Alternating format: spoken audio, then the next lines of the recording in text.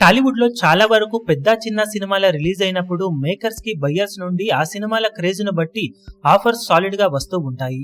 కానీ అప్పుడప్పుడు సినిమాల బడ్జెట్ అండ్ క్రేజ్ ను బట్టి నిర్మాతలు ఎక్కువ రేట్స్ ను ఆశిస్తూ ఉంటారు. అదే టైంలో బయ్యర్స్ కి ఆ సినిమాల మీద నమ్మకం ఎక్కువగా ఉంటే, నిర్మాతలు చెప్పిన రేట్స్ కి బయ్యర్స్ ఇష్టం ఉంటే ఆ రేట్స్ ను ఇచ్చి సినిమాలను కొంటారు. కానీ రీసెంట్ టైంలో పెద్ద సినిమాల విషయంలో కూడా రేట్స్ మరీ పెరిగిపోతూ ఉండటంతో బయ్యర్స్ కూడా ఆ రేట్స్ ను ఇవ్వలేకపోతున్నారు.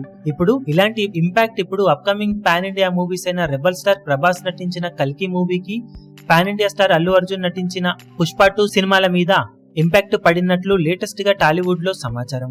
చాలా వరకు పెద్ద సినిమాలకు బయ్యర్స్ నుండి నిర్మాతలకు నాన్ రిఫండబుల్ అమౌంట్ కింద బిజినెస్ లు జరుగుతూ ఉంటాయి. దాని అర్థం సినిమాకు కలెక్షన్స్ ఎన్ని వచ్చినా కానీ బయ్యర్స్ నాన్ రిఫండబుల్ అమౌంట్ కింద ఇచ్చిన రేటును మేకర్స్ నుండి వెనక్కి తీసుకునే అవకాశం ఉండదు. ఒక సినిమా 40 కోట్ల రేంజ్ రేటుకు నాన్ రిఫండబుల్ రూల్ కింద కొంటే ఆ సినిమా 30-35 కోట్లతో ఆగిపోతే కొన్న బయ్యర్ కి 5 కోట్ల నష్టం కన్ఫర్మ్. కానీ మేకర్స్ కి మాత్రం నాన్ రిఫండబుల్ అమౌంట్ కింద కొనడంతో ఆ బిజినెస్ తన ఖాతాలోకి వెళ్తుంది. ఇక మరో రూల్ ఏమిటంటే, చాలా వరకు సినిమాలకు బిజినెస్ జరగకపోతే అడ్వాన్స్ బేస్ మీద కొంటారు. అంటే ఒక సినిమా మార్కెట్ వాల్యూ భారీగా ఉన్నప్పటికీ అది అందుకుంటుందా లేదా అన్న డౌట్ ఉన్న నేపథ్యంలో 20-25 కోట్ల అడ్వాన్స్ పే చేసేసి ఆ సినిమాను రిలీజ్ చేస్తారు.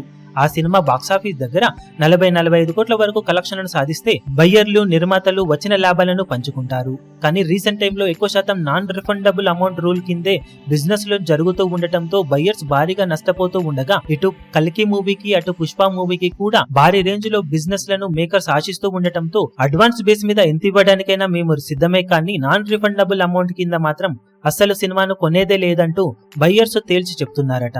దాంతో మేకర్స్ ఇప్పుడు నాన్ రిఫండబుల్ రూల్ ను పక్కకు పెట్టేసి అడ్వాన్స్ బేస్ మీదే ఈ సినిమాలను రిలీజ్ చేయాలని చూస్తున్నారట. ఈ వీడియో మీకు నచ్చినట్లయితే లైక్ చేయండి, షేర్ చేయండి, ఛానల్ ను సబ్స్క్రైబ్ చేయడం మాత్రం మరవకండి. ఏ చిన్న అప్డేట్ ను మిస్ అవ్వకూడదు అనుకుంటే బెల్ ఐకాన్ ను ప్రెస్ చేయండి.